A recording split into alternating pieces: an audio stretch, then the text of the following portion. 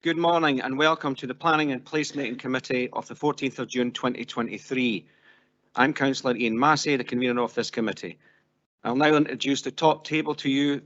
From my far left is Councillor Grant Stewart, my vice convener, Miss Jessica Guild, committee officer, and Mr Colin Elliott, solicitor.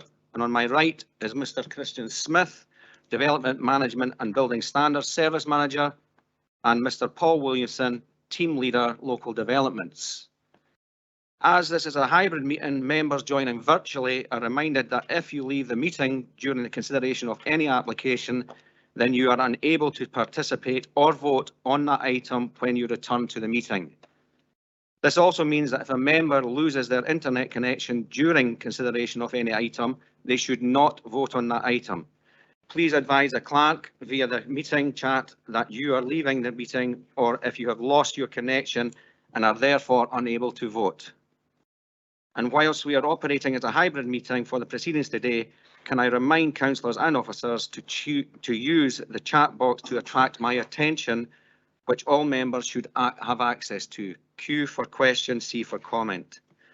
I will now ask the clerk to confirm any apologies or substitutions and attendance of those in the chamber and online. Thank you. Thank you, convener. We have apologies today from Councillor Cuthbert, with Councillor Colin Stewart substituting, Councillor Leishman with Bailey substituting, and Councillor Waters with Councillor Frampton substituting. I'll ask members online to confirm they're present, please. Bailey. Present. Councillor Braun. Yes, I'm here. Yes. Councillor Frampton. Yes, present. Councillor James. Morning, Jess. Present. Councillor Reid. Present. Morning. Councillor Colin Stewart. Present. And Bailey Williamson. Present. Thank you. All other members are present in the chambers, convener. Thank you. We now move on to item 2, which is declarations of interest. Do any members wish to express a declaration of interest on any item before us today? If so, then please put DI in the chat. I see that Bailey, you have a DI in the chat. Thank you very much, convener. I believe it's a non-financial interest, so I would be okay to carry on and attend, but just for clarification, I am an ordinary member of National Trust for Scotland, and I saw that they are the leaseholder of the land involved in 5.2, but I'd be grateful if someone from legal could confirm that that's non-financial and therefore I'd be okay to participate. Otherwise, I'll obviously recuse myself.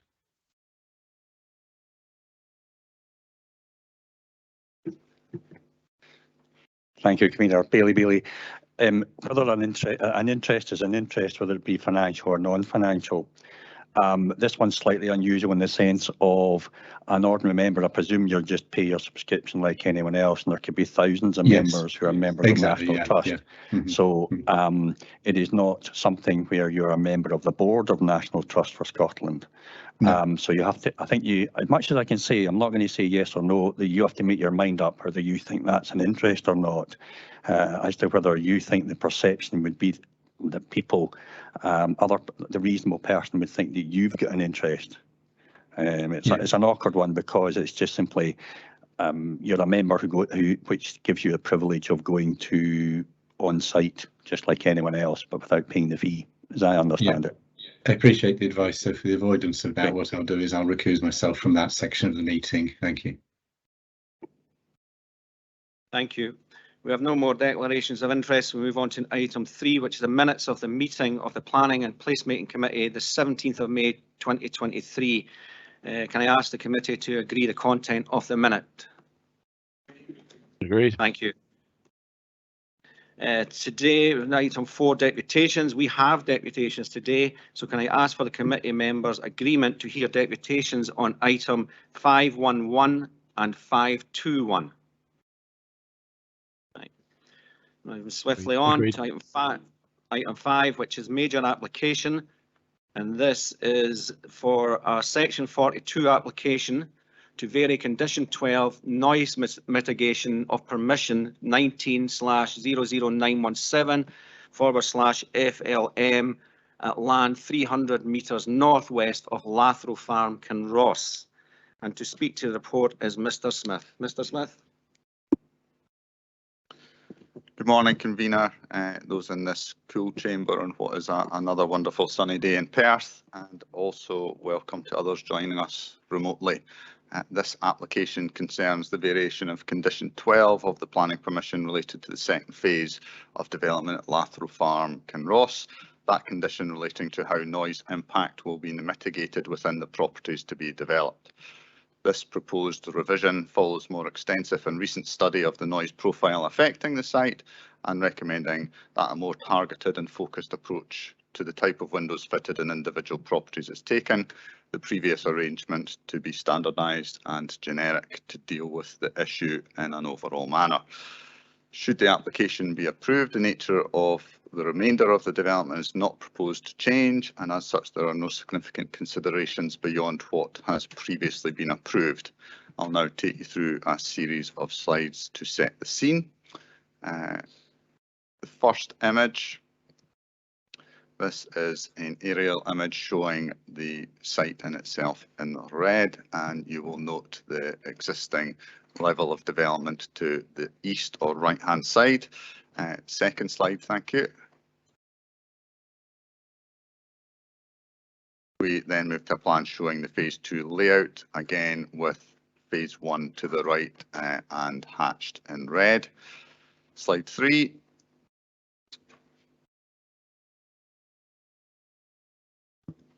The third slide shows the locations where noise assessments were undertaken, shown with the blue and also green identification points surrounding the site. Next slide, please. This is an extract from the noise assessment, which shows the ground floor arrangements to each property with glazing standards identified and reflecting the recommendations within the noise mitigation scheme. Next slide.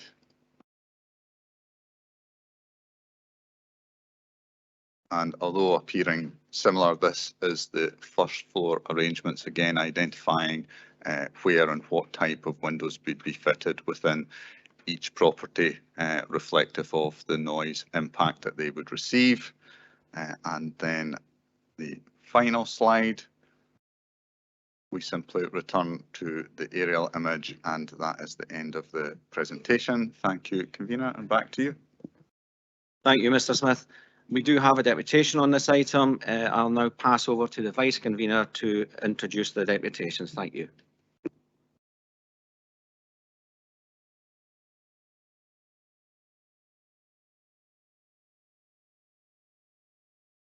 The deputation, we can't seem to get a hold of the deputation, so we will move on. And I will now ask if members have any questions for the officers.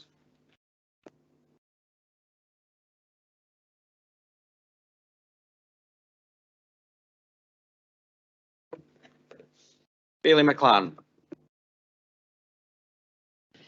Thank you, convener. Maybe this would have been covered in the deputation. Just a bit of detail of how when the assessment was carried out,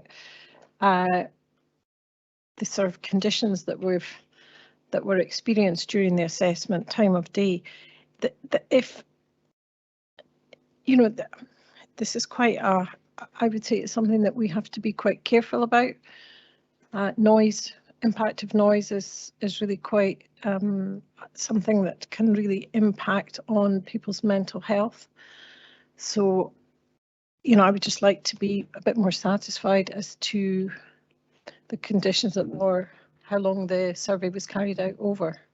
I don't know if you have that answer. Thank you.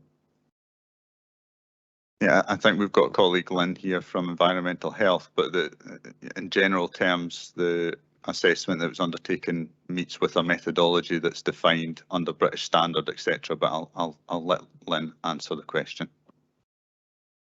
Yeah, the noise impact assessment was carried out in August 2022, and the noise monitoring was carried out representative of a week weekdays and weekend times. And we were satisfied with the methodology proposed to us and set in front of us, and we are satisfied with the outcomes and the conclusions of the report. I hope that answers your question, Bailey. Yeah, thank you. Karen? Thank you. Bailey. Thank you, convener. It's one question, then possibly a follow-up, depending on the outcome, if that's okay. So the question is then, I was going to ask actually a very similar question to Bailey McLaren's, but I'll use the opportunity to dive a little deeper in that case. So am I right in understanding there was a noise monitoring exercise in advance of the initial application, whether that was pre-application stage or the actual application? And then there's been a more recent noise measurement exercise. So there's been 2 noise measurement exercises, is that correct? Yes, that's correct. Okay, and then if I may follow up, convener, is that okay? Yes, go. Thank you. And those presumably have come out with different results. Having a background in science and engineering, that worries me slightly, because of course it would be good to get repeatability in these tests. If any test is a good one, it clearly has to be repeatable, as in you get the same answer each time you perform the test. What do officers feel about that? The fact that we have here tests that have come out with 2 different answers.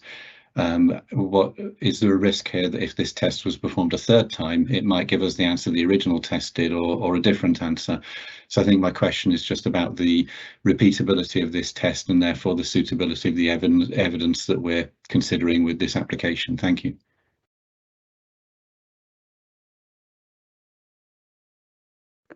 Lynn, can you answer that? Yep. The second noise impact assessment was more in depth in the fact that the applicant then had a better understanding of the layout and the orientation of the houses. So this was all modelled.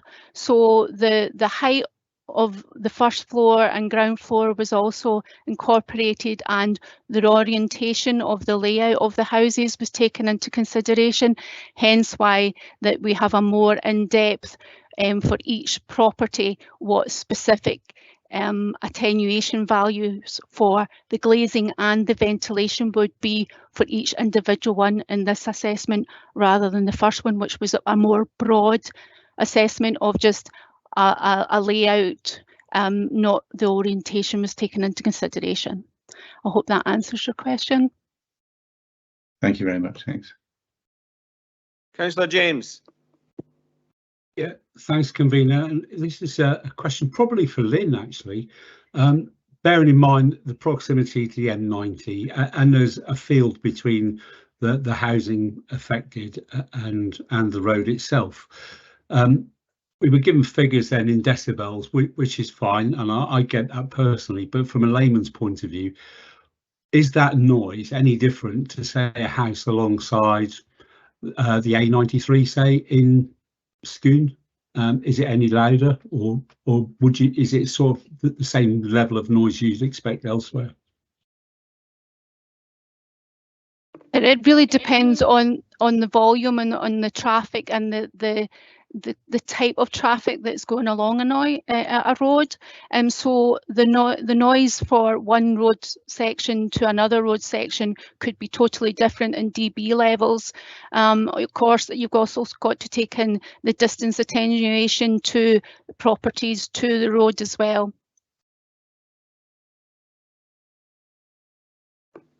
Mr. Smith wants to come in there. I think maybe just to clarify, Councillor James, that what we're looking at here is the specifics of the location here, the noise profiles that are in place related to the roads in question, and then creating a bespoke arrangement for each individual property to ensure that the noise levels that are mitigated to an extent which meets with the British standard in relation to the specifics of this proposal. I wouldn't necessarily want to be comparing it to other things that might have completely different characteristics and requirements. Bailey Williamson.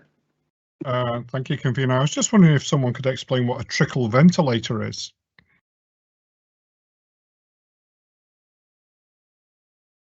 Maybe in lay terms, that is the little vents that you might open and close at the top of your windows to allow air to pass through or trickle through.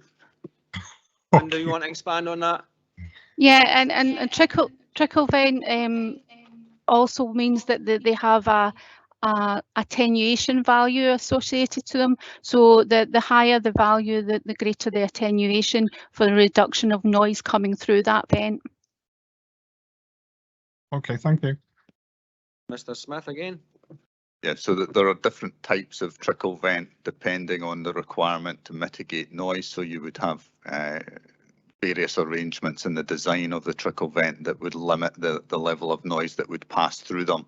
So you would go anywhere from more or less opening something up and there's a clear line of sight out of the trickle vent that would allow sound to travel through unabated, to other arrangements that would hold, block and mitigate that noise depending on the type of vent that's in place. And that's really, I suppose, what we're looking at here. Thank you. Councillor Braun. Thanks, convener. Very, very quick question. I noticed on the original condition, we talk about, sorry about this background phone going now, I beg your pardon. We talk about noise and vibration impact. And I'm noticing on the new condition, there's no mention of vibration. And looking at the distance between the motorway and the site, I wouldn't have thought vibration was a problem, but it was there in the original condition. I just wonder why it's been dropped now, if there's any reason why it's been dropped. Lynn. Whereabouts in the condition? Sorry, on Is the it original on the original question, condition? on the original condition, it talks about Kinross noise and vibration impact assessment document 9. It's in section 2 of the report. Oh, that's the old one. Yeah, that was the old one. Yeah, that was the original, and Yeah. It was, as you said, it was scoped out because that was through the EIA, and it was scoped out because, again, the distance attenuation to the M90. Yeah, I thought that was it. Okay. So this second assessment was done specifically looking at the internal levels of noise from the road traffic sources and what mitigation would then be in place for that. Okay, fine. I thought it might be a problem. Okay, thanks. Mr. Smith wants to elaborate on that.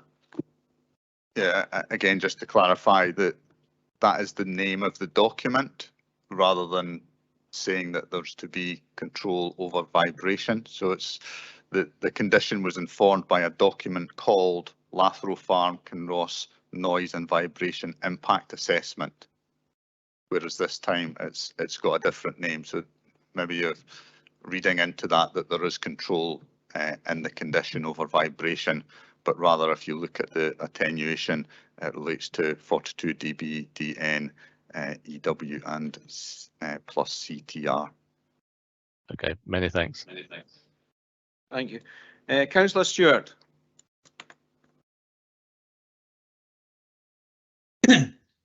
Excuse me, thank you.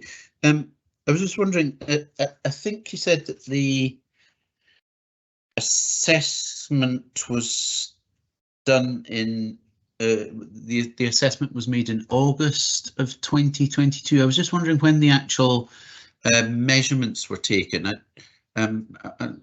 Just as maybe a follow-up to Bailey's question on the difference in results. When were the measurements taken for the updated assessment? Lynn, can you take that?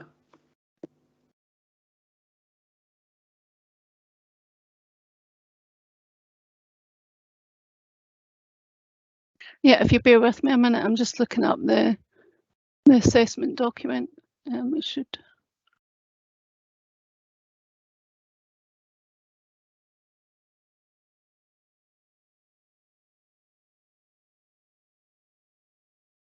The assessment was carried out in May 2022.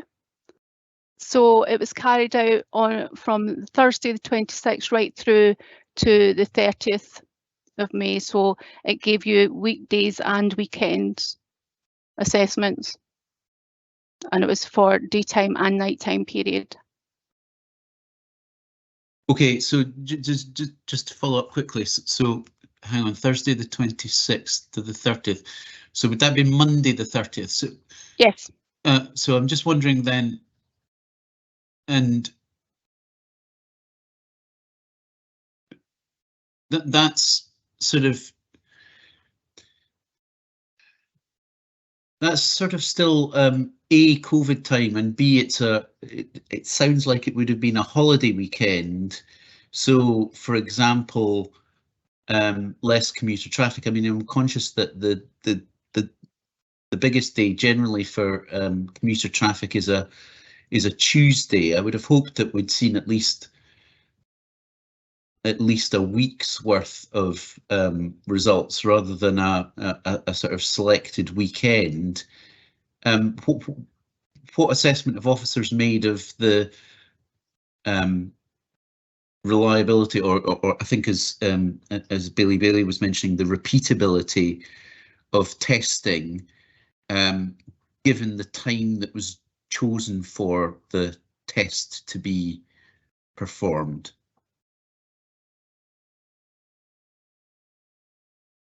We were satisfied that the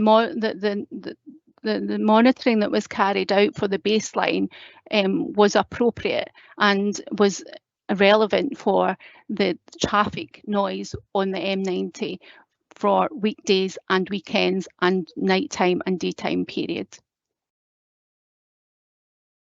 Yeah, no, sorry. And then taking into consideration the orientation of the properties and all the other mitigation measures that were put into and the parameters that were put into the model, we were satisfied that the interior levels of these properties could be met with the appropriate mitigation as concluded in the report. Yeah, no, sure. I understand. You'd said that you were satisfied with the assessment. With the testing. What I was specifically asking was, what assessment did you make of the in terms of the repeatability of the results, given the timing? You know, still during COVID. Oh, well, yeah, still during COVID actually, and over a weekend, and at a time when at a bank holiday weekend, and at a time when there would have been far more people working from home, and that it doesn't include a day when the commuter traffic flows would normally have been heaviest. I think, Councillor Stewart, that we are satisfied that the arrangements made, the timings undertaken, Thursday, Friday, Saturday, Sunday, Monday, gives a representative view to give a reasoned and robust assessment of the noise profiles that would be relevant in coming to the conclusions. We agreed the methodology in line with all the standards that we require to have met, and we're satisfied with the way in which the noise assessment was undertaken and the results which have come from that. Yeah, no, I understand you were satisfied with it. I'm saying, what assessment did you make on these particular points, Mr. Smith? The methodology was reviewed and agreed. Thank you for that. Bailey Williamson, you have a follow-up question. Yes, Convener. It was just going on about the trickle ventilators. I take it these ventilators will have some form of kite mark or British Standard kite marker attached to them. Would that be correct? I believe so, but I'll pass over to Lynn. Yes, all ventilation requirements have to meet British standards. So yes. So therefore, Lynn, is that just sort of like a standard thing that would come before us without actually specifying it within the planning permission that this is the standard we're expecting, so that somebody can't deviate from that? Yeah, the condition that is set ensures that the relevant ventilation, trickle ventilation, is put in with the relevant attenuation values that are required for each property. Okay, thank you, Lynn. Thank you. Councillor Stewart, you have a follow-up question. Yeah, it's again a follow-up this time to Bailey Williamson's question. So the triple ventilators, the recommendation in the from environmental health is that they be installed with the in line with the recommendation within the approved residential noise mitigation scheme report N79153-1R2, and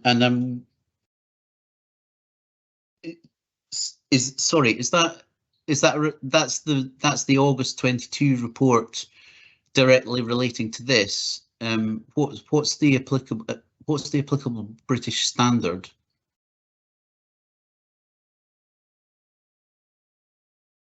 Lynn?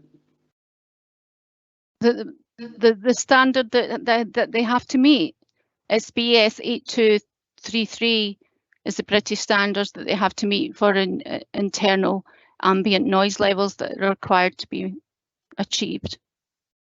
Okay, thank you. Thank you. I see no further questions. I will move a motion on this paper that planning permission is granted subject to the conditions contained in the report of handling. Do I have a seconder? Councillor Illingworth, thank you. Do we have an amendment? Convener, I'm happy to second. Thank you. No amendment? No. Then planning permission is granted subject to the conditions contained in the report of handling. Oh, sorry, Councillor Stewart, you're a bit late there. I didn't see you. Thank you. Councillor Stewart. Yeah, sorry, we just. Oh, is there an echo? No. No, we can hear you fine. Yeah, no, sorry, we just got there very quickly. I think I would. I think I would prefer to maintain the original condition.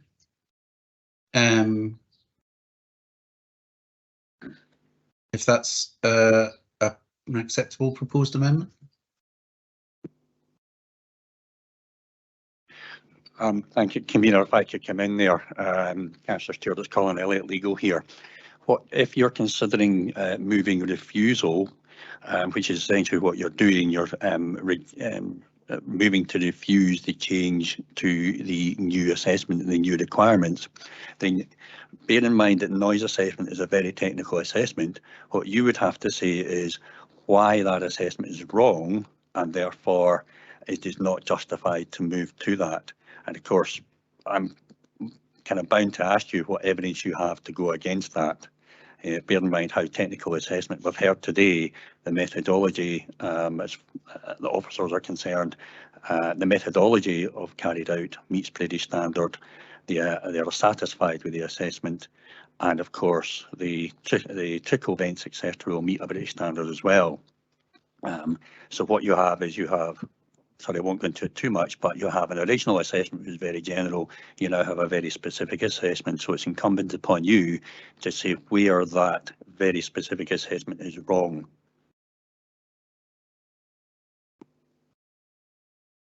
Councillor Stewart.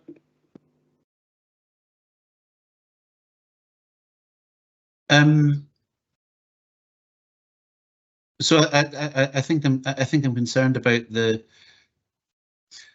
I think I'm concerned about the latest assessment, just on the basis of the points that I asked in my question, that went unanswered. That the timing of the timing of the test measurements wouldn't satisfy the timing of the test measurements, the repeatability of the assessment don't satisfy that there's been an appropriate test done.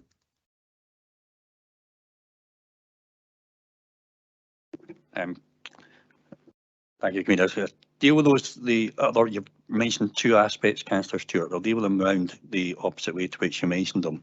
On the repeatability, as I understand it, is not a factor because the first assessment was done in a certain way, the second, which was a very general assessment for the whole site. The second, this assessment what you're now looking at, that was an assessment taking into account different information, much more specific information.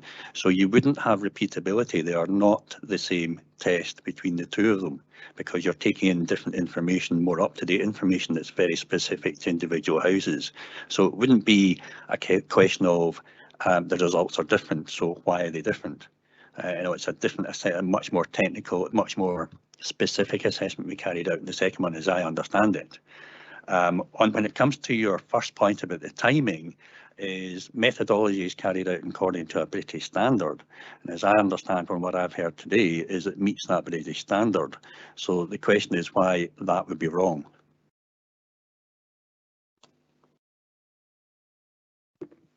Councillor Stewart.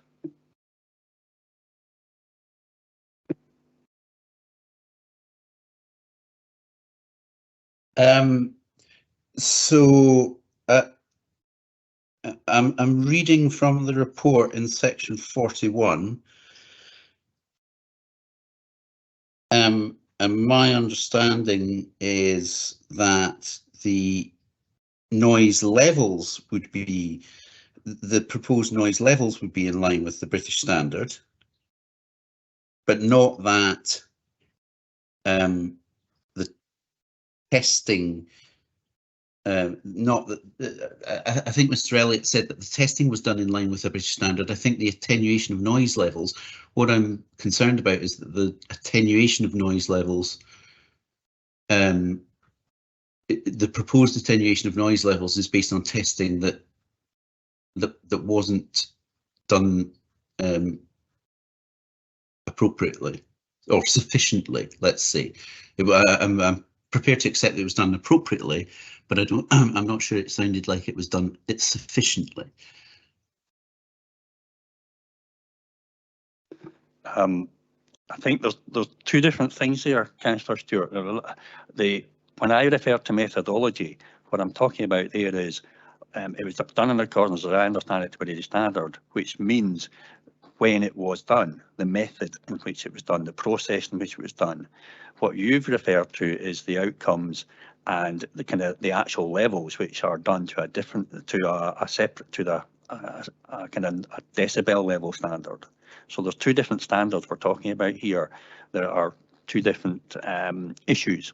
The first issue is whether the report was carried out appropriately, the methodology, the location, the kind of timing of things, particularly the timing that you've concentrated on, and whether that was done. And from what I've heard, is officers are saying that was done in accordance with a British standard. Then the results have also been have met another. The attenuation has met another standard.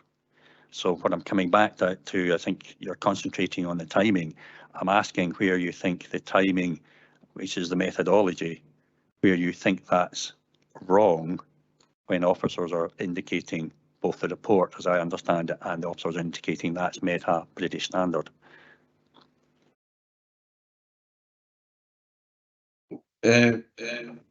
Well, an echo again. Yeah, we are getting, I have to say, we are getting comment from others. Maybe it would be appropriate to see Councillor Stewart might help see whether we can get a seconder before we proceed. That's fine. I'll ask for a seconder for Councillor Stewart's non-amendment at the moment. So does anybody want to second Councillor Stewart?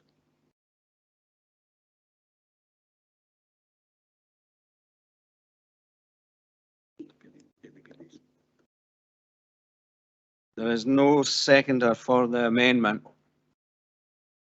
I'll take that once. Yeah. Bailey, you want to comment? Is this to do with the seconder or?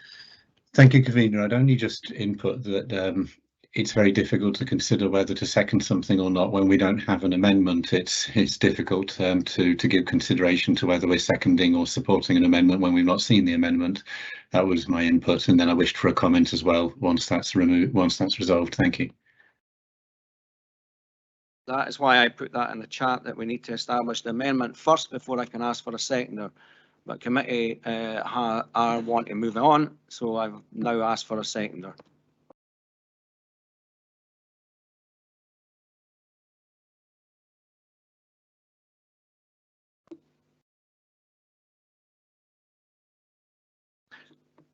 Right, there is no seconder, so the amendment falls.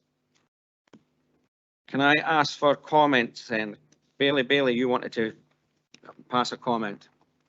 Yeah, I think I'll keep it brief. I have a lot of sympathy with what Councillor Stewart is saying. As people have heard from my line of questioning, I had concerns as well about the repeatability of the test. I share the concerns about the days of the week of the test. But I think taking a step back here, we have to acknowledge that the proposal in front of us was only to actually make the condition a bit less specific. So trickle ventilation might still be the correct answer for some of the properties. They still have to have the appropriate ventilation. So that was why I was in support of approving this, but with those concerns still about the data that we're being presented by the applicant today. Thank you. Thank you. Any more comments? No. And I'll go back to it. The planning permission is granted subject to the conditions contained in the report of handling. Thank you.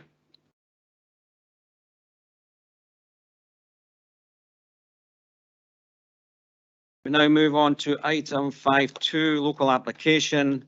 And this is the siting of a container unit for use as a hot food takeaway and formation of decking for a temporary period, land 25 metres southwest of public convenience, Athol Street, Dunkeld. And to introduce the report, can I ask Mr. Williamson? Thank you. Thank you, convener, and good morning, councillors. The next application on the agenda today relates to a site within the settlement boundary of Dunkeld of Athol Street and its north car park, where planning permission is sought for the erection of a container unit of 7.75 metres squared for use as a hot food takeaway for a temporary period.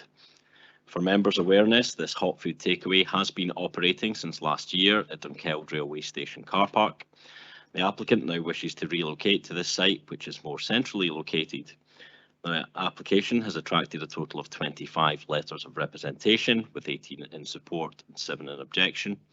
In respect of the latter, the reasons for objecting related to conflicts with the development plan, visual and residential amenity, impacts on diversity, noise, parking provision, as well as other considerations of built heritage and conservation. In this instance, amendments to design and site layout have included the deletion of the majority of the intended decked area and are considered sufficient to allow a positive recommendation in relation to this application. Members will note that paragraph 39 on page 35 that the text makes reference to a temporary period of 5 years, whereas condition 1 on page 39 states 3 years to the end of June 2026. The latter is incorrect and should instead refer to the 30th of June 2028 for the purposes of updating the content of the report and the minute. I will now take the committee through a short presentation to detail the proposals. Next slide, please.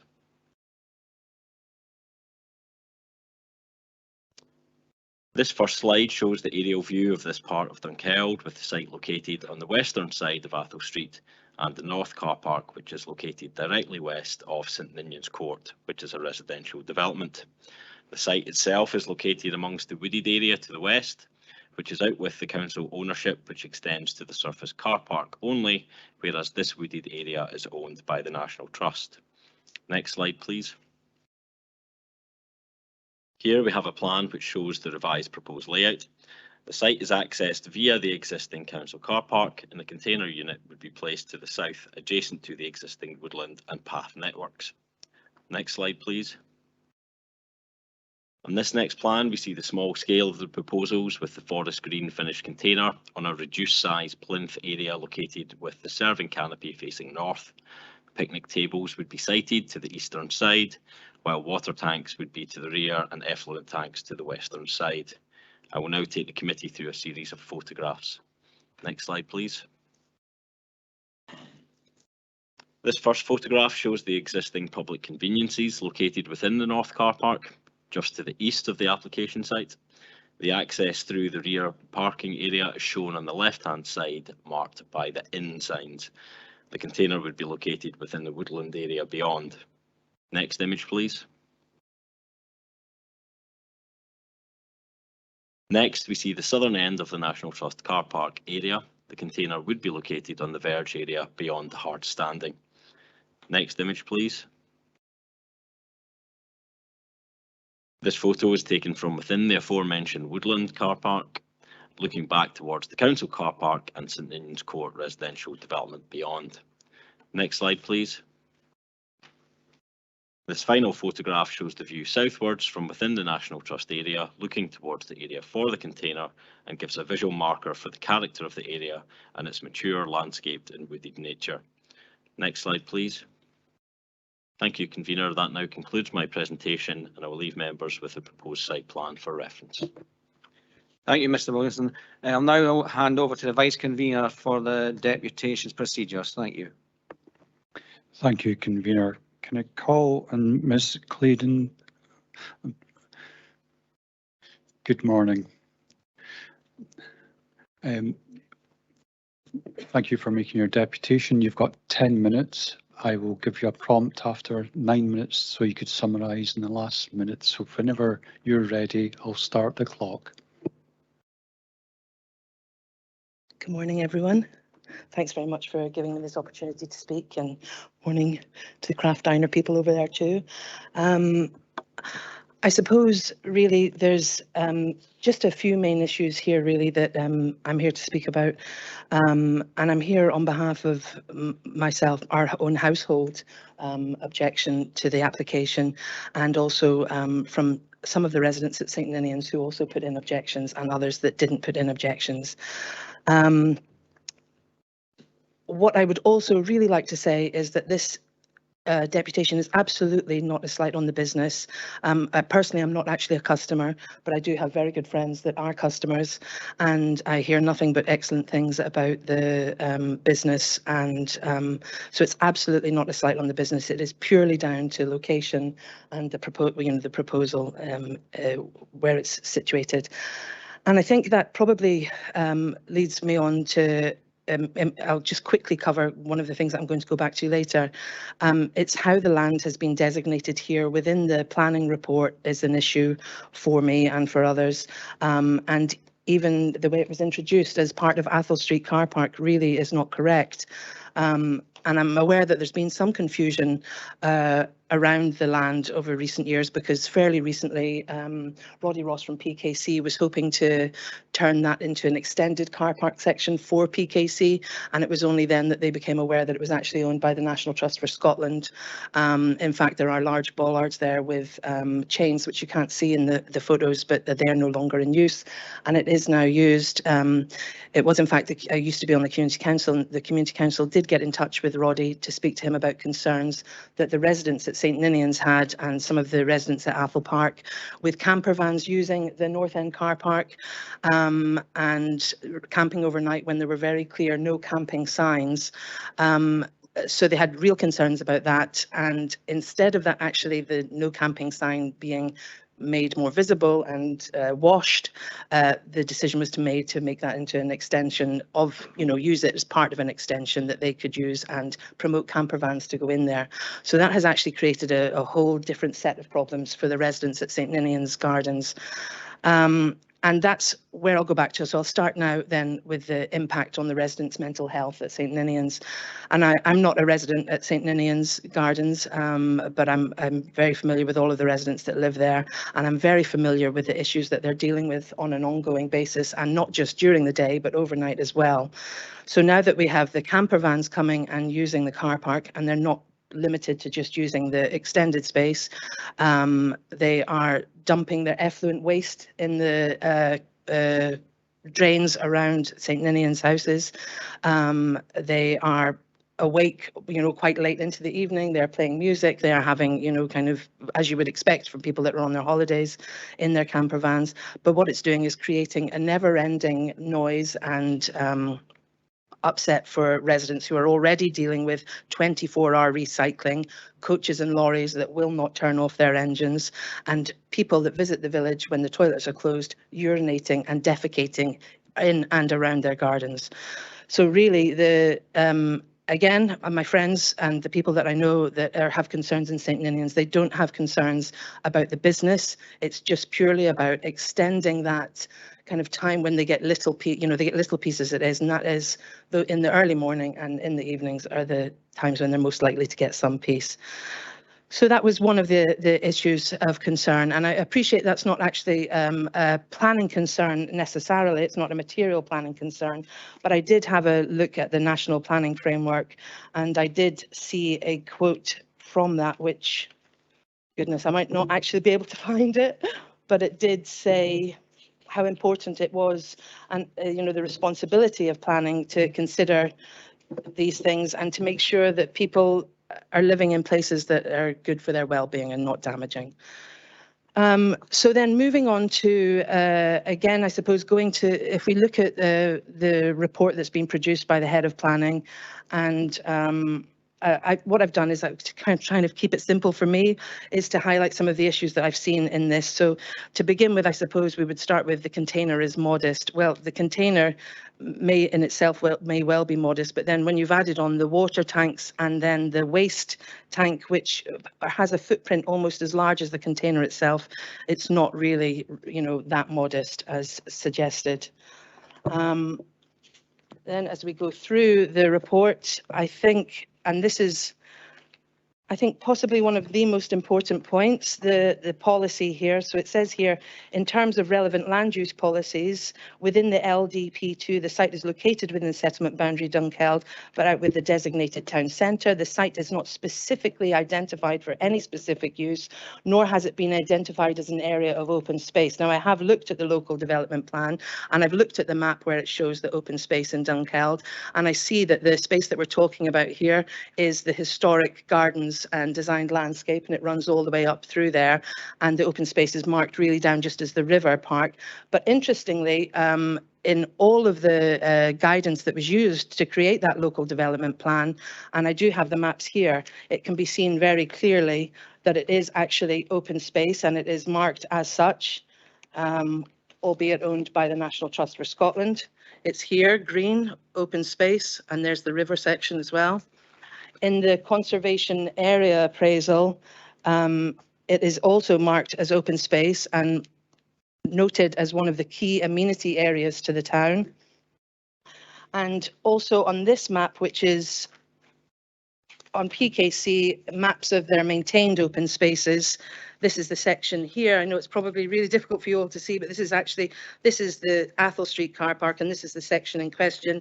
And it is classed as maintained open space and as amenity green space behind the car park area. So really, there's a real issue, I think, in the way that the land has been, it's been suggested here, that to this end, policy 17, residential areas, is applicable. And I'm afraid I just think that's extremely unfair. We're talking about a conservation area. We're talking about open spaces, which is clearly has been, presumably the confusions has risen because it's been marked up on the LDP2 as historic gardens, and it perhaps can't be marked as both.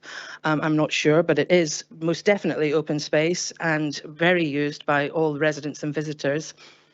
And interestingly, when you come into Dunkeld and you arrive, and I would say most people probably arrive at the Athol Street car park, whether by coach or car, you've got two options. You can either go through the town or you can go through the woodland. And the first thing you see as you come into the woodland is the cathedral, the scheduled A-listed monument right in front of you. So I think the suggestion that a container and its associated water tanks and waste tanks and lighting is not going to have an impact on the visual amenity is just it's just incorrect. It's just not the case. And, you know, with it says as well in the report, you know, that it's got to be, but even just within a conservation area, it should be preserving or improving. And it discusses that the suggestion is here that it would just be a neutral impact. Well, that is neither preserve nor improve. I'm not really sure how much time I've got left. A couple of minutes, thanks very much. So there's lots, if you go through the conservation area appraisal, which I won't do because I have only got a couple of minutes left, but I will read out a couple of little things and then I'll finish on my final point. Well, again, it talks about the open spaces, how crucial it is to protect those. And it says, it's very clear from the description in the conservation area appraisal too, the key spaces are a mixture of informal green or landscaped areas, the cathedral grounds and linked landscape around Stanley Hill, which is exactly where this is. This is at the foot of Stanley Hill, and along the riverside are a key amenity to the town, and talks about how it should be protected. It talks about trees and landscaping being essential features of Dunkeld townscape, and how, 1 minute, okay, so I've only got 1 minute left, so I'm afraid I don't have time to tell you how important that is. But what I would say as well, now the other thing I have a concern about is the suggestion, and it doesn't appear to have been addressed in the report, but the suggestion that the proposal that the diner would have its underground services, electricity. There's been a quotation sought from SSEN for the supply and installation to service the new diner for power and lighting purposes, which would run across, I do have a larger map, I don't have time to show you, run across from the bus stop in the car park, PKC land, in behind the National Trust for Scotland land, behind the, through the existing National Trust for Scotland Overspill car park and to the diner. So there's a great deal of native trees there that would obviously be damaged by that. And I don't understand why that's not been mentioned in the report. It was something that the Community Council mentioned in their comment and that we picked up on our objection. So again, to go back, thank you very much. Lovely, thanks. Oh. And Ms. Clayton, thank you for your deputation. Are you willing to take questions from members? Okay, if you give us a second, we'll have a look at the chat. So if members, can I remind you to focus on the application in front of you, please, and we will take questions shortly.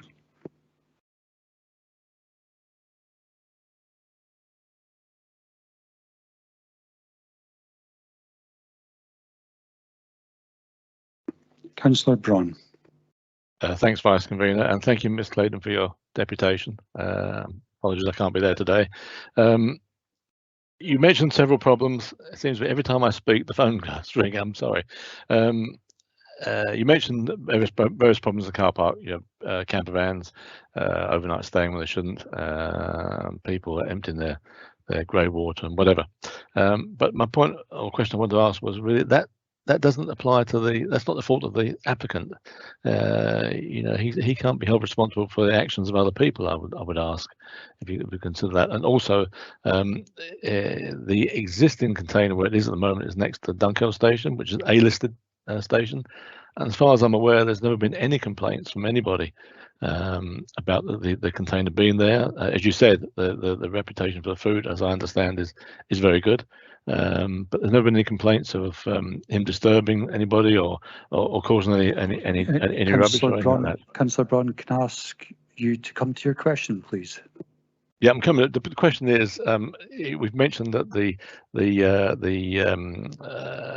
overnight staying and the camper vans is a problem, but my point is, the question is that really relevant to the applicant? If Ms. Clayton could comment on that. Thanks very much. Thanks for your question. I appreciate what you're saying, and I understand that it's not a material planning consideration, but what we are saying is that the popularity of the diner and having it located in a place where camper vans are already coming will only increase the length of stay and will increase the disturbance in general for residents, people coming and going. And you know, the diner itself being open from 8 AM to 8 PM Monday to, well, every day of the week apart from Tuesday, as I understand it. But yes, I do appreciate what you're saying, that that's not really perhaps I spent too long on that when I should have really focused on the local development plan issues and also the electricity supply.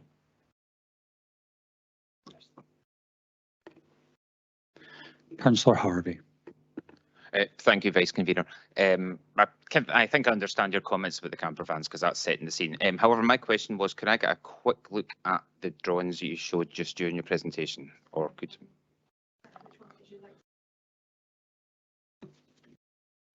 Oh, yes, sorry.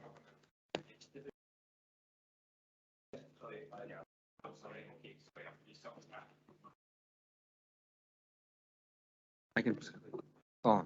For the benefit of members that are virtually, that if another plan is to be displayed, it has to be displayed to all members, so they can all take it into account. The difficulty will be, I'm not sure whether there is a camera that can pick it up, but I'm looking at Audrey. No. So, but if you can look at it and make a question, Councillor Harvey, that would help. Look at it from there. Yeah. Well, my question was just to be able to see the plans a bit closer. That was all, because you just held them up. But if it's not possible for everyone else to see them, I get the general gist of it, so it's okay. Just leave it. Councillor Harvey, do you actually have, why were you wanting to see the plans? Well, there was a couple of drawings there, particularly that related to the LDP, about the open spaces part, which wasn't reflected in what we had. But I just wanted sorry, I've forgotten your name. Chris's presentation had a drawing I hadn't seen yet. That was all. I only saw it for like 2 seconds. It's okay. I got the gist of it, so it's okay. Ms. Clayton, there appears to be no further questions, so you could step down. Thank you very much.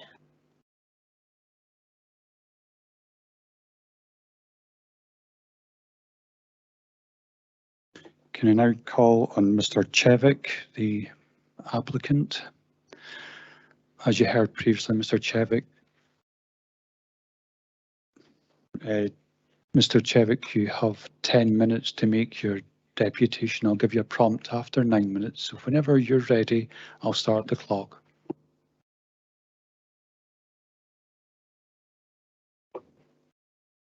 Okay. I've been in this committee 2 years ago when we opened our business first time, and we had more objections this time. This time we had less objections.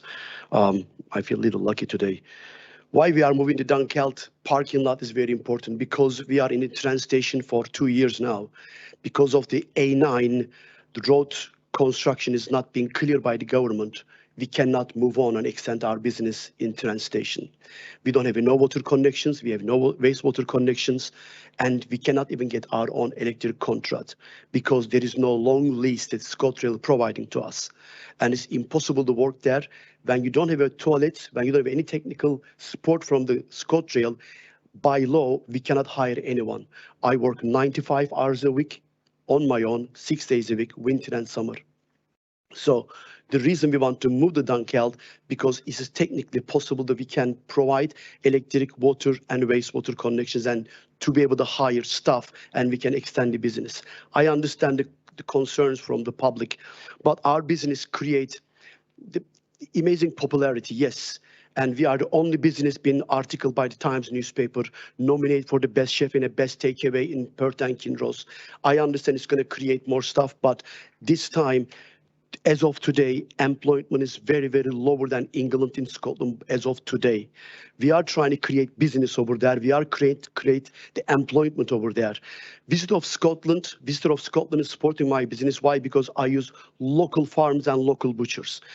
Everybody's supporting our business. Why? Because we are sponsoring local theaters and local other art galleries. We are sponsoring small teenagers for their race.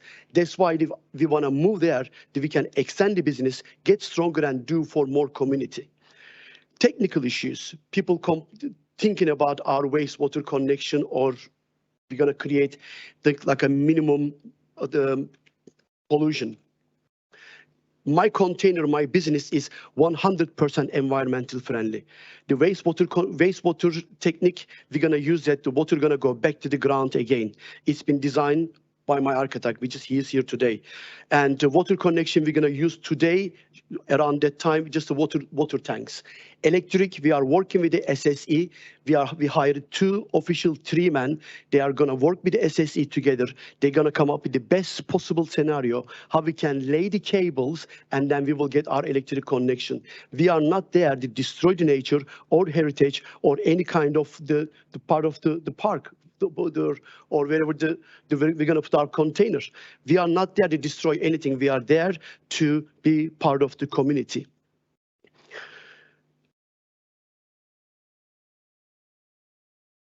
I don't have so much to say, to be honest with you. Like I'm trying to cover up as much as about to defend my business. If I don't move out from the Dunkeld train station as of 31st of July, another business, another small business is going to disappear because we cannot renew our lease with the ScotRail. And if we don't even, there is no other option. We need to move back to Dunkeld. We need to create our business over there to continue our future. We started this journey 2 years ago, and it's gone absolutely so well. Now we have customers all over the England, all over the Europe. We have customers in Belgium and France. People call us from all over the world. It takes Dunkeld name all over the world. As of next Monday, we have our first meeting with franchise law firm in England. They want to take us our name, brand name, our location, our village name to the Middle East, to another countries. So another country is going to know where Dunkeld is, where Perthshire is. They're going to find out first small business ever going to be franchised, possibly somewhere around the world. And people going to, when they look at the map, they're going to say, okay, this is where the Dunkeld is. This is where the Perth. We are trying to advertise also name of our village, name of our city. Think about it, how much it's going to affect our economy, our money. Look at right now, the economy is so down in this country. Everything is so down. Everybody's talking about some other things, but nobody talk about the employment. Nobody talk about the money. If the money is coming to the village, we will create more business. Nobody will talk about this today. Even in Perth, excuse me, even in Perth, up to 35 shops are closed. In Dunkeld, people are considering closing their businesses. Why? Because everything's getting so expensive. The concept I create, it doesn't affect any other business at all. It's the first concept in Perthshire ever use local butchers, ever use local farms. There is no other concept around Perthshire do what I do, did what I did. And I create something from ground zero. And I'm only considering from the planning board that accept my planning permission, let me move on with it. I lost already 10 weeks on this. I'm losing entire summer. Another winter, I'm going to work outside. Which I could make it better and I could make it nicer and I can hire more people. And then people in Dunkeld will appreciate me more. This is all I'm saying. I don't need to use my 10 minutes. I'm done with my speech. Absolutely. Thank you, Mr. Chevik. Are you willing to take questions from members? I'll ask members to use the chat function to highlight questions.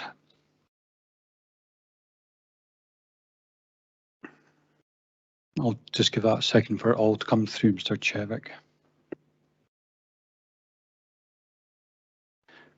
Councillor Braun. Thanks, Vice Convener, and good morning to you, Mr. Chevik, and thank you for your deputation. My question is just to clarify, really. The report talks about a temporary approval, temporary move, and I understand because of the dualling of the A9, but the way you've been talking, this is going to be a permanent move. Could you just clarify, is it your intention to move permanently here, or is it that when the A9 dualling, whatever that happens, you'll be moving back to the station? To be honest with you, I cannot answer anything about the future. All we're trying to do is right now move there.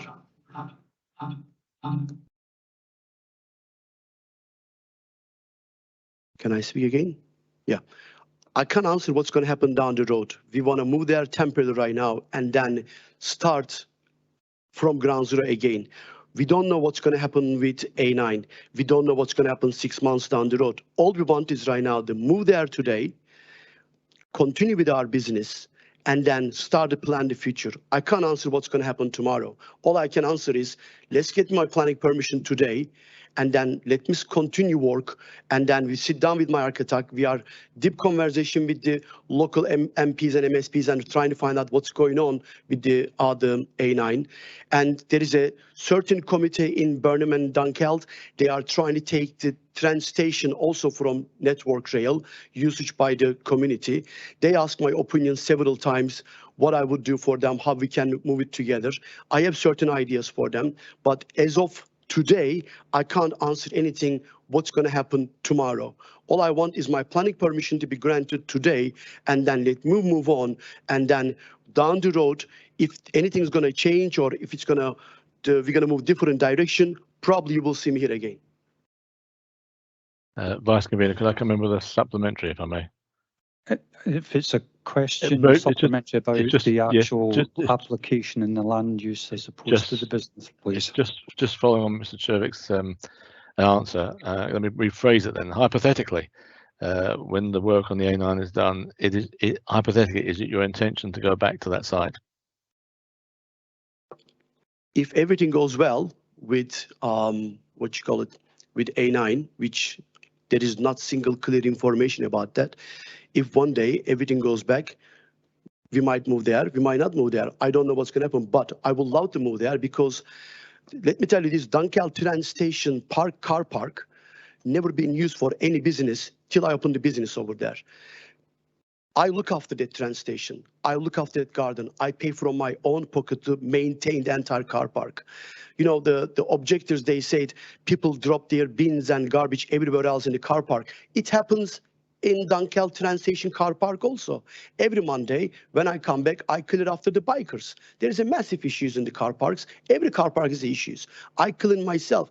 Every year, I hire a gardener. They look after the car park. I would love to move back over there. Today, is it technically to stay there? It's impossible. But tomorrow, I don't know what's going to happen. I don't know how they're going to deal with between the public and Network Rail. I don't know what the government's going to do with the Scotland and Network Rail about the car park. We don't know even if anybody agreed on the design on A9. God knows, maybe 2030 when the A9 will be clear, I will move there. But I don't know what's going to happen tomorrow. No idea. But I would love to move back there because I create that spot. Even in the Google Map today, when you click on my craft diner in the Google Map, it shows the Dunkeld train station car park. Thank you for that. Thanks, Kinross. Can I remind members to, I see there's further questions, can I remind members to focus on the application, please? Bailey McLaren. Thank you. Yeah, we all know Dunkeld's a very popular spot, very, very busy spot. You did speak about, expanding your business. In that, looking for a new location, because I'm understanding that ScotRail, you're having problems extending a lease from your deputation. So were there any units, retail units, empty or available within Dunkeld? Did you look at that option before bringing this other location to us? Thank you. The reason I do shipping container, because my business, first of all, there is no gas in it. It's a pure electric. So there is no gas, we use electric only. When you do use shipping container concept, your expense goes 50% automatically down. If you look at it, how expensive living in the country right now, opening another business on another empty unit, it will be suicidal. The reason we do shipping container, because it cut my cost down. It helps me out to run my business any way I want. I can design any way I want. Leasing business is not easy because you have to put so much money for a down payment. You have to handle so many other issues. One day, just like an issue, when an issue happened, you have to move out. Everything you do, you left it behind you. But the container is environmental friendly, no gas, full electric. That's why I like to be in a container. That's the concept, like entire Northern European countries they use. I want to do exactly the same. That's the reason I'm staying in a container. So did you investigate retail units within Dunkeld? Did you look at if there was any availability of taking a lease on? Bailey McLaren. I do appreciate where you're going, but I think the focus is too much on the applicant rather than the application. The application is for the siting of a container in a specific location. I appreciate the applicant's got his reasons, but you're assessing that and its location and its impact. You're not assessing whether he should be elsewhere. Thank you. I was just drawing questions out of his deputation. Thank you. Councillor Illingworth. Okay. Can you tell me what hours you're planning on being open on weekdays? Our operation times are going to be same. We open 6 days a week, and we are the first place open in town. We open at 8 a.m. Sundays are 7 a.m. Close on Tuesdays. We close 7:30 p.m. Monday through Thursday, and Friday, Saturday we close at 8. Sundays we close 7. Saying that, because we are always sold out on the weekend, most of the time we close at 6, 6:30, 7 o'clock. But our operation is like as I do myself, about 90, 95 hours a week. So. Councillor Stewart. No, I was just a way to type that my question had just been asked by Councillor Illingworth. Thank you.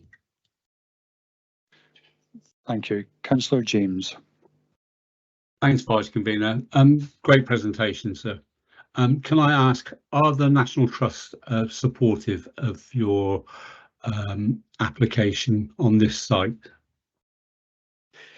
Yes, sir. They are supporting. We approached them first. We opened the idea to National Trust first. We explained them we want to be there. And because they know the concept, it is on the ground. There is no foundation. We don't dig the ground. We keep everything off the ground. So they love the concept because we don't destroy underground. We don't destroy the nature. They are very much supporting it, which is their pre-lease is attached to our planning application also. Thank you. Councillor Stewart. Thanks. Apologies. I thought of a follow-up question to Councillor Illingworth's, and I realise that it might sound like this is about business, but specifically I want to focus on the residential amenity aspect. I think you said that the resiting to the Athol Street car park would allow you to employ more staff. And what I'm wondering is, does that then allow you to extend your operating hours in future? Obviously, the deputation prior raised concerns, existing concerns about the residential amenity for people in St Ninian's Court.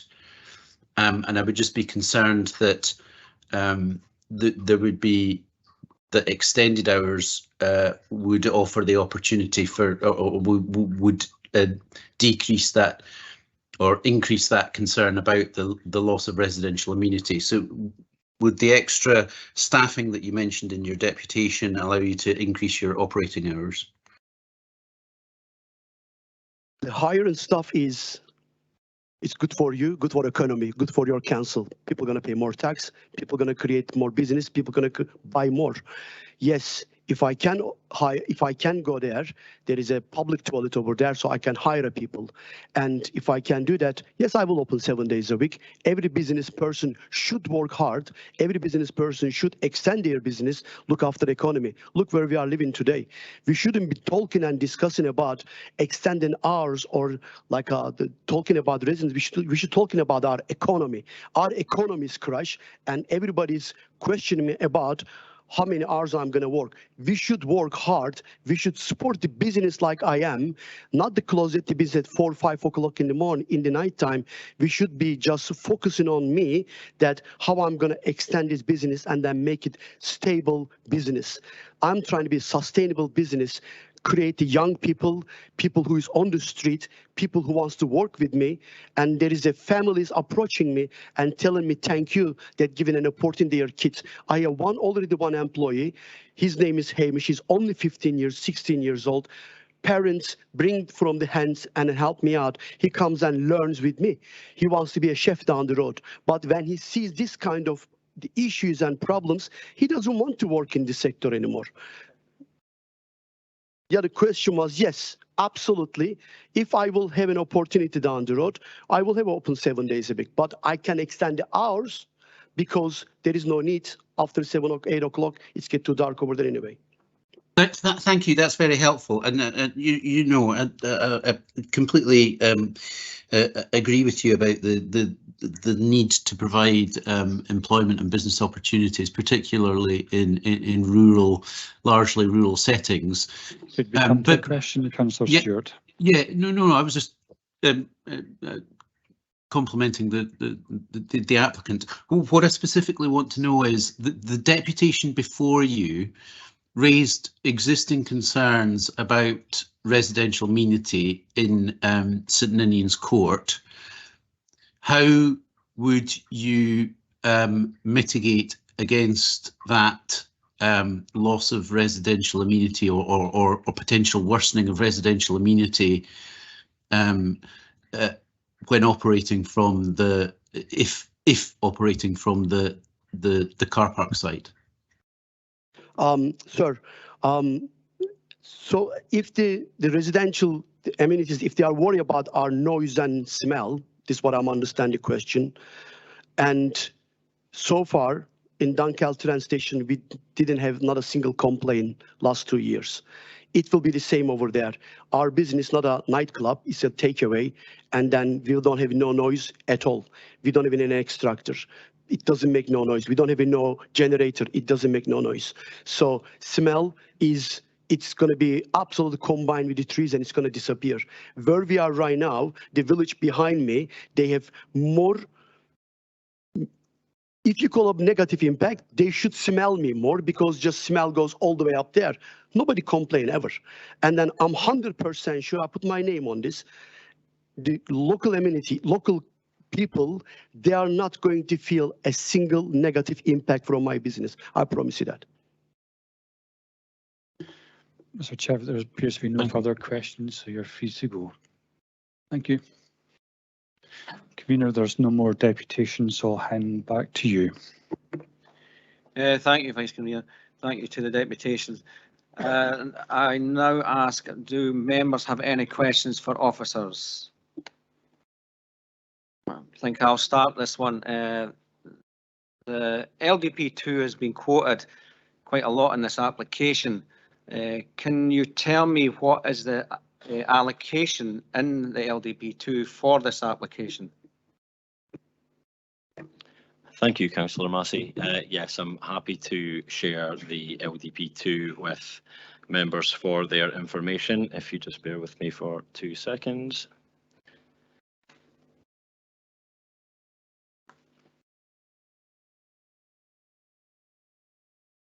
It's displaying within the chamber, therefore I hope it is visible to all other members as well. Obviously the text size might be relatively small, but in essence, the centre of Dunkeld is the central section within the screen shown, with the town and neighbourhood centre denoted in the orange colour. I'm just going to zoom in ever so slightly. When we look here, the application site is located within the woodland area, which is denoted as historic gardens and designed landscape within the LDP. Open space provision is specifically noted within the green coloration, which this is not.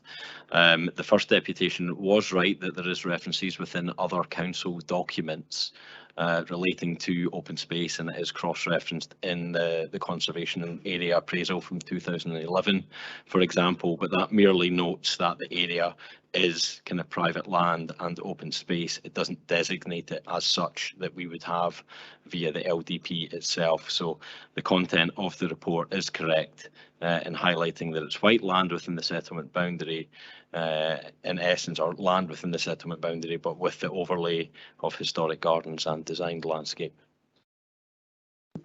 Thank you, Mr. Rosland. First question, or second question, goes to Bailey Williamson. Thank you, Convener. My question is to Paul. Paul, you showed a picture earlier of the siting of the container in the woodlands. I think there was a dustbin in it or something, and I couldn't quite. You kind of moved on a bit quick before established exactly where the container was going to be situated. But my concern is, or my question is roundabout, has enough consideration been given to trees? I see the protection of the trees. I see we do have a condition 8 within the plan. That's the one.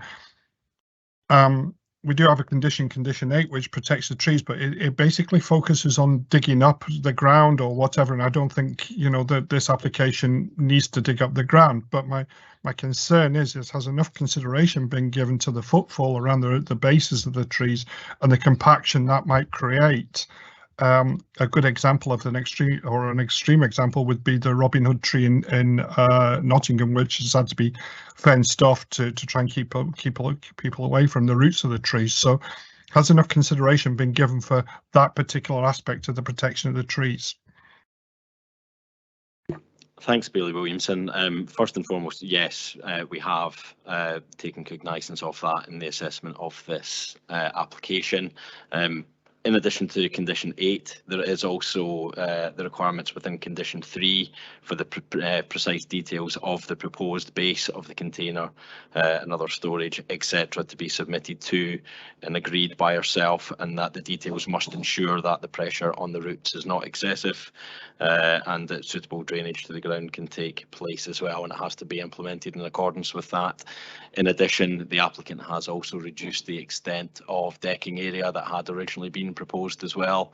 So again, minimising that potential impact, whilst also being, you know, conscious of the fact that, you know, large areas of hard standing are immediately adjacent to and will already affect tree roots in that location. Paul, is it okay to ask a follow-up, Ian, convener, sorry. Essentially, how will that actually be managed, therefore? Because if you do get compaction around trees, you're not likely to see it today. It's going to be in maybe a year or two's time, or if not longer, maybe decades' time. And looking at the trees, they're principally beech trees that you have there. But so you're not going to see it. So how will that actually be managed within that condition? Will that be down to Perth and Kinross to manage that, or will that be the applicant to monitor the potential damage that may or may not cause? There'll be a collective responsibility therein. Obviously, the applicant will be aware immediately of what's happening around him. Obviously, the proposal is the subject of a temporary condition being proposed as well. So that obviously allows the council to review that at that point in time, should the applicant ever wish to extend the proposals for a longer period. But in the interim, if there were any matters relating to trees which were of particular note, then our tree officers could follow up and, you know, undertake appropriate action if deemed necessary. Okay, thank you. Thank you. Before I move on to the next question, I see that there's been a motion or second that I put in the chat. Can I ask the committee to actually hear the questions and answers before they actually come up with the motion or second? There may be a question there that may make them change their mind. Councillor Harvey. Hi, thank you, convener. The question relates to one of this applicant's comments regarding an electrical line, which she intimated might affect trees in the local area. What's your understanding of the connections that the applicant's going to be requiring, and is there going to be any damage related to that? Thanks. Thank you very much for your question. Obviously, in respect of the provision of services to the site, they are, you know, undertaken with the electrical providers. That I think in this instance, the applicant had highlighted that they would be liaising with SSE on that.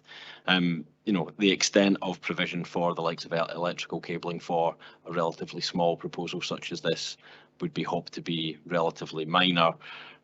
We could, however, if members deemed it necessary, extend the matters within condition 3, which was relating for the precise details of the basin container, to also extend to and provision of you know, infrastructure and services to give us even more control and have a definitive on what's being proposed in that regard. Okay, thanks. Councillor Stewart. Thanks. I'd like to refer to paragraph 52 of the report, which says that the presence of the container may have an impact on some wildlife. it's a two-part question. First of all, what potential impact is there on what wildlife, and what consideration or assessment has been made by officers of the impact of the application on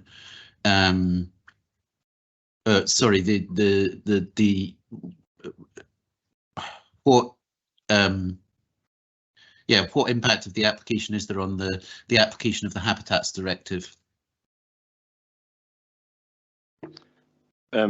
Firstly, from the perspective of what wildlife could be impacted upon, obviously it is located within a woodland setting, Councillor Stewart. So, you know, there obviously is a variety of species which could be present therein. Obviously, this proposal is, you know, relatively small scale, as I alluded to at the beginning of my presentation.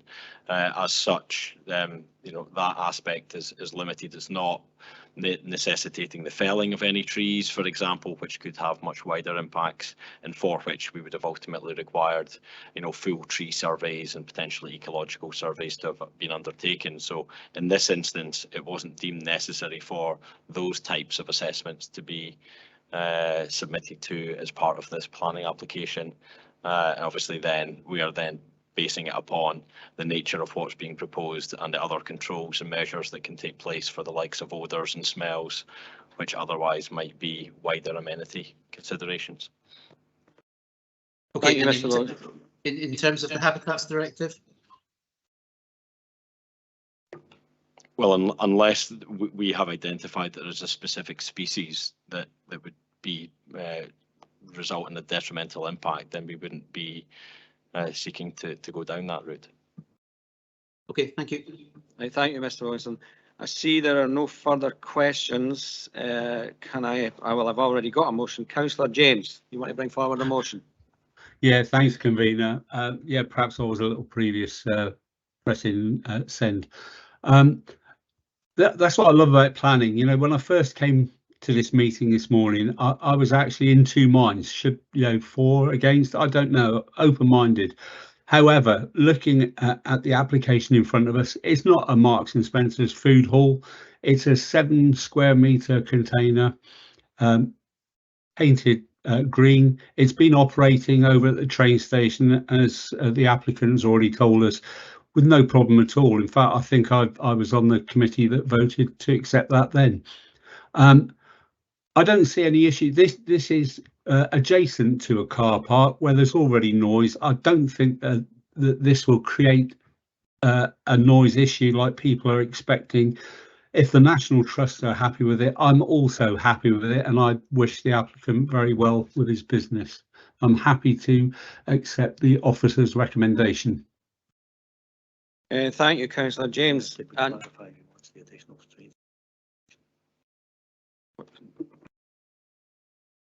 yeah, sorry, Convener, just to clarify, there was immediate, just prior to your motion, there was suggestion of a possibility of strengthening a condition so that we get more information about infrastructure. I just want to be clear, do you want, Councillor James, are you adding that into your motion or not? Mr. Elliott, I wasn't intending to put it in, but if it's a game stopper, then I'm quite happy to accept that change to the condition. Clarity so that sort of anyone that seconds knows what you're proposing. But at the moment, you're proposing per the report, and as I understand, it's up to you whether you're happy to add in that additional strengthening of that condition. Okay, well, let's add in that way. There can be no, no leeway. There's also condition 1, which is an extension to 2028, where it says in the papers, 30th of June 2028. You add in that. I'd actually accepted that there was 5 years when Paul actually gave his presentation. I'd assumed that was for 5 years anyway, convener. So yeah, very happy for the 5 years. Right. Bailey McLaren, you're seconding. Thank you, convener. Yeah, after hearing the applicant's deputation, I am minded to support this application. He's clearly having business issues with his landlord where he is, and is looking to not close the business but maintain it and relocate. And that is something that we shouldn't overlook either. So yes, I'm happy to be supportive of this. Thank you. Thank you. Can I ask if there's an amendment?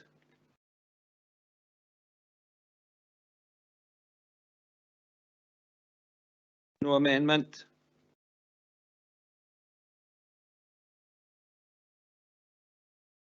Do we have any comments on the report? Councillor Stewart. Thank you, convener. My comment wasn't immediately on the report. I'm happy for you to move to approval. What I was going to comment on was just a small matter of process, if that's okay. Yes, go ahead. So the issue was just that where an applicant, where a deputation has a map indicating areas which aren't contained within the officer presentation, I think it would be really helpful to committee members in future, both for those in the chamber and those online, to be able for deputations to be able to put any diagrammatic representations on screen. I wonder if officers and yourself could consider that matter as a change to procedures for the committee. Thank you. Thank you, Councillor Stewart. Deputations are there to set out what's already in the report. Any new information, I would have to speak to Colin about that and the planning department about that, but I will look into it. Thank you. Thank you. Councillor Hadley. Same question, convener.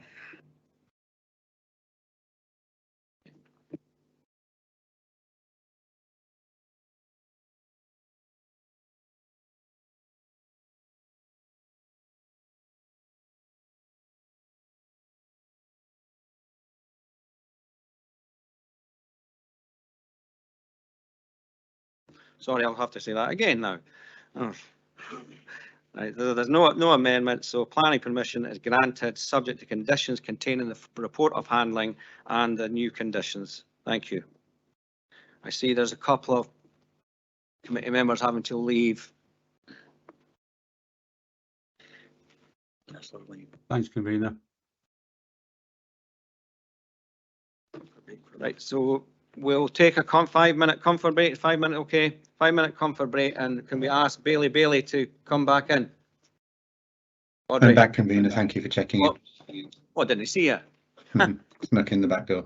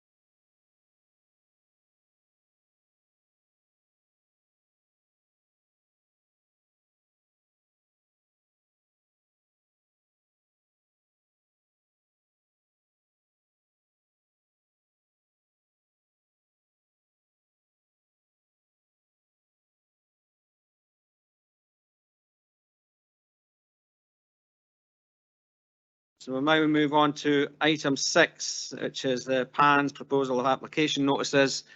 And the first one up is for the mixed-use development comprising the erection of retail units, including garden centre Class 1A, cafe restaurant Class 3, with drive-through, a petrol filling station, and the formation of landscaping, infrastructure, and associated works at the former British Car Auctions, Kinross.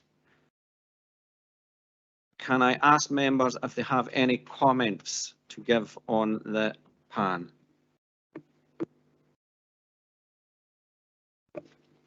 Bailey McLaren. Thank you, convener. On to a pet subject here. Adequate, more than adequate waste storage areas, recycling areas for these facilities that are proposed. So just to bear that in mind. Thank you. Thank you, Bailey McLaren. Any more comments? No, none. Oh, Councillor Stewart.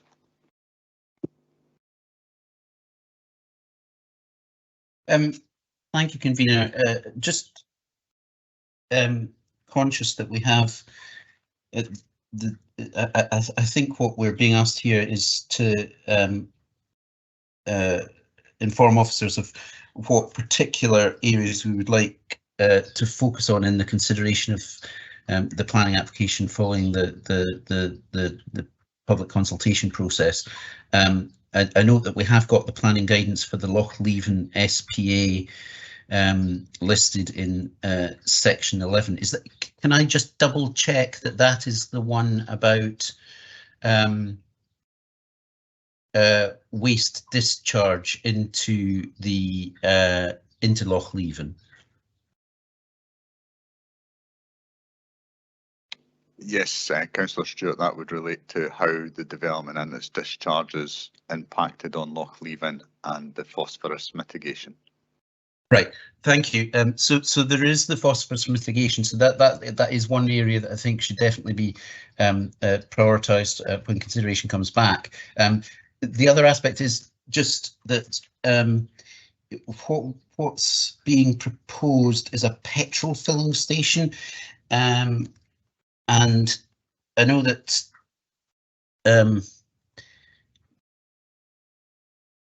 the site is right next to the sewage works, and one thing that I would be concerned about is just the potential for contamination or accidental discharge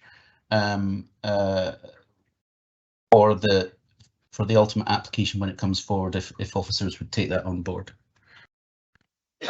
Thank you, Councillor Stewart. Councillor Frampton. Thanks, convener. Can I ask officers to look at the wider road network and especially down Kinross High Street, where there are already issues around the traffic at the shared space area? Also to look at sustainable transport connections, including buses and cycling, etc. Given the application is right next to Lochleven and there is a potential to have a fast food outlet in the development, can officers look at how litter can be controlled to ensure it isn't blown into the loch where it will be harmful to the varied wildlife? Thanks. Thank you, Councillor Frampton. Bailey Williamson. Yeah, a couple of points, convener. One is around about light pollution and how that's managed. I think there is a residential area quite close by. The potential impact of the is it the Quaich burn that runs alongside the Automart, and what impact that may or may not have on the petrol station. The possible security fencing around the garden centre, unless it's going inside, I don't know. The report doesn't make that clear. Whilst the use of music might or might not be considered, it will probably be considered elsewhere with the licensing, but noise pollution as well, potentially. Thank you, Bailey Williamson. I see no more comments. To move on to the next PAN.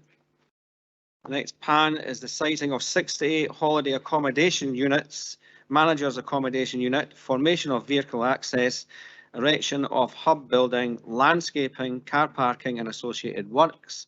And it's land 1,000 metres east of Muirhead Cottage, Otterarder. Can I ask members if they have any comments on this plan? Thank you.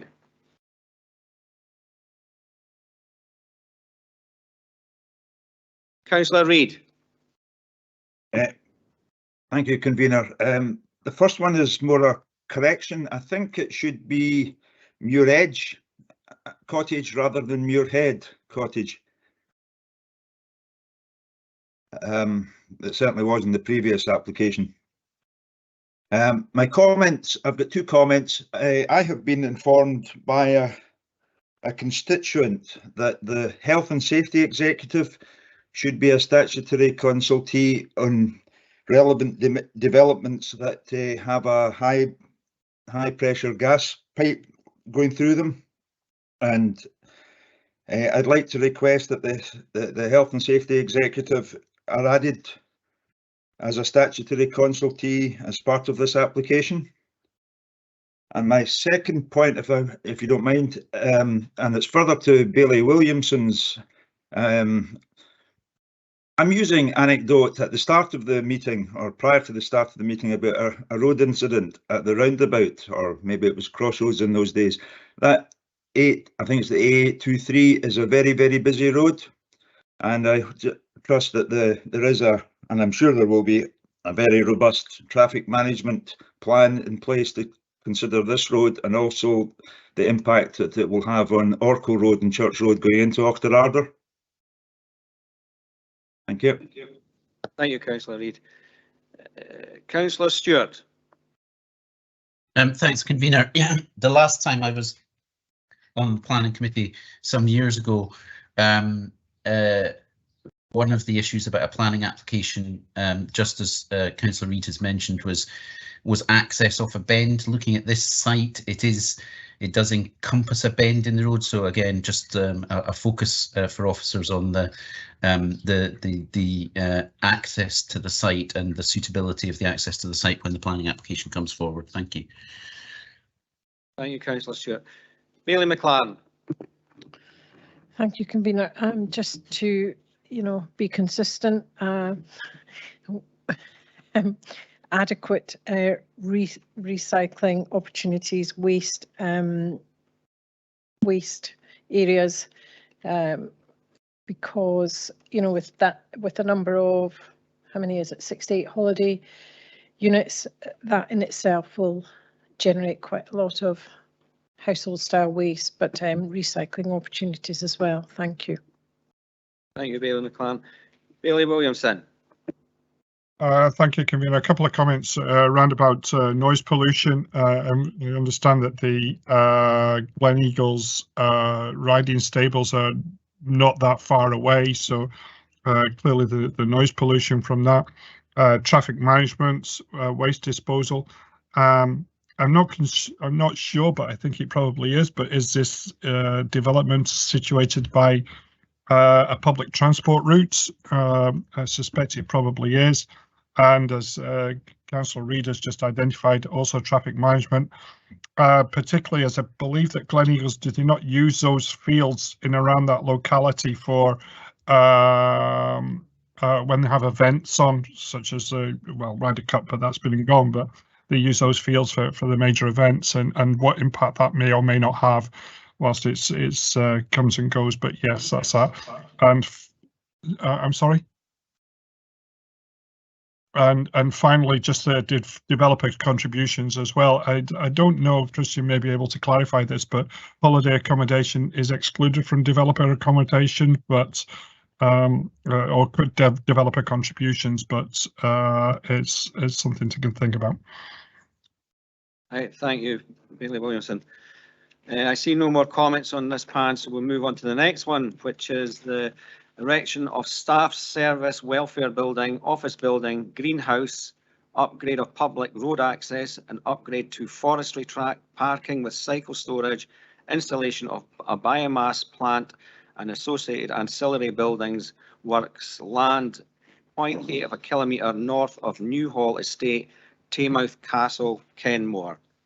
Can I ask for comments? Bailey Williamson. Yeah, thank you. I just pressed mute there for a second. I would hope or suggest that the building, when it is constructed, is not looking like some sort of something that's just been sailed up the Thames, and it is in character with the surrounding countryside. I do wonder about the traffic management of the getting access to and from the site onto the main roads into Aberfeldy and Kentmore. I wonder, and I don't know if this is going to happen or not, so I'm just speculating, but if there were to be some sort of recreational social club facility within the building, would there be enough noise mitigation within the building? Because we have to remember this will be people's homes at the end of the day. Access to public transport, potential for flooding. I think it's on the table. I think it might have just be outside that boundary. Obviously the timing of the construction, and finally, I don't think it's something to think about, but I believe the golf course is using USPGA construction on its fairways, and I was wondering about the potential use of the sewage, treated sewage that could be sprayed back onto the golf course through the irrigation system. That might come with some legislation around that about the amounts of times you could use it, but I was just wondering if it's something worth considering going forward. Thank you, Bailey Williamson. And just to say that the building would have to come up the Tay, not the Thames. I was thinking of these boats they used to house migrants. You know, they kind of look a bit Heath Robinson, if that makes sense. And as it is a countryside area, I was quite concerned that it does retain or doesn't stick out like a sore thumb, so to speak. Thank you. Councillor Stewart, you have a question and a comment. Thanks, convener. It was just I don't know if an officer can come in just to explain this application.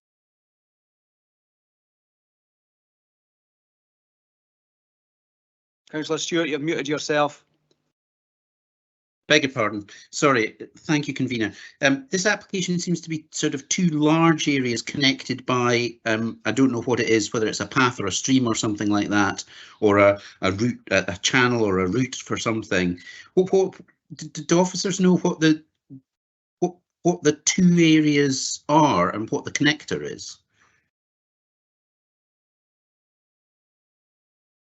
Thank you, Councillor Stewart. I think maybe just to clarify, this item on the agenda relates to a public consultation being undertaken in relation to the described development, and questions on the nature of the development should be presented to the proponents, i.e. the applicant and the developer. The council at this point do not have an application before us and have not considered beyond the high level types of consideration that would require to be undertaken much of the detail at this point in time. Okay, thanks. I mean, oh gosh, feedback again. Thank you, Mr. Smith. That's helpful. It was really just for understanding in our determination here about what matters should be considered in appraisal of the subsequent planning application. One thing I would note is just the proximity to the A827. If I'm correct about that stretch of road, the last time I drove back down it in the Aberfeldy direction, I was concerned about the subsidence of the road, which would be roughly down towards both of those sites, I think, or certainly the southernmost of the two large areas. So it was really just to focus in on any communication with the internal communication with our, I don't know whether that would be the roads team or the structures team, possibly, when the application comes back for consideration. Thank you. Thank you, Councillor Stewart. I see no further comments. No, last chance. No, thank you. There's no more items of business today, so that ends the meeting. Thank you very much for attending. Thank you.